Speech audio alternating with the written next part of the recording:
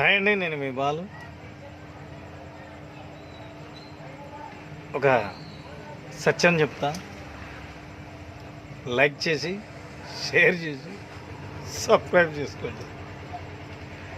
యవ్వనంలోకి వచ్చిన ప్రతి ఒక్క అబ్బాయి కానీ అమ్మాయికి కానీ నాది వచ్చిన సందేశం అనకంటే ఆ యవ్వనంలోకి వచ్చిన అబ్బాయి కానీ అమ్మాయి కానీ ఏం చేస్తుంటారంటే,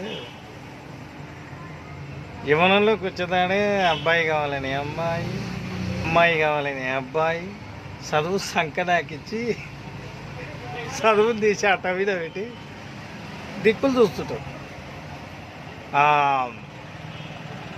రోడ్డు మీద ఎవరైనా వస్తుంటే బాగుండాలని వాళ్ళు. ఇక మనకుండే పని మనది కామన్ డ్యూటీ, రెగ్యులర్ ఇదే డ్యూటీ. మన చదువు లేదు, ఇల్లు లేదు, ఇడుపు లేదు, అన్నీ ఉన్నా వదిలేసి మనం కామన్ డ్యూటీ చేస్తుంటాం. కామన్ డ్యూటీగా కామన్ డ్యూటీ అంటేనే కామన్ డ్యూటీ.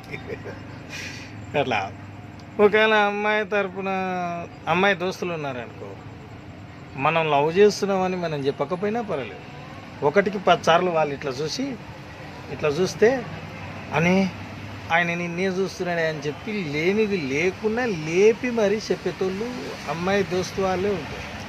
మనం పెద్ద కష్టపడాల్సిన అవసరం లేదు. అయితే యవ్వనంలోకి వచ్చిన ప్రతి ఒక్కరికి చెప్పేది ఏంటంటే, యవ్వనం కాటేస్తుంది అంటారు. ఆ కాటులా కన్నా కష్టాలు ఉంటాయి. కాబట్టి ప్రేమైనా పెళ్ళైనా ఆ యవ్వనంలోకి వచ్చినప్పుడే ఆలోచన చేయాలి. మనకు అమ్మాయి కావాలంటే లవర్ కావాలా, లేదా పెళ్ళం కావాలా, ఇది డబ్బు సంపాదించి ఆరోగ్యకరమైన తిండి తింటూ అమ్మనాయన చూసుకుంటూ అప్పుడు ప్రేమ పెళ్ళి అని అడుగులేయాలి. ఇవేమి లేకుండా యవ్వనం కాటేయాలని చెప్పి పోయిననుకో, సర్వరోగ నివారిని కష్టాలకు నీ యవ్వనం నీకే బాధ్యత వహించాల్సింది వస్తుంది. నచ్చితే అది అమ్మాయి అయినా అబ్బాయి అయినా జరిగేది ఇది. కామెంట్ చేయండి, లైక్ చేయండి. Thank you.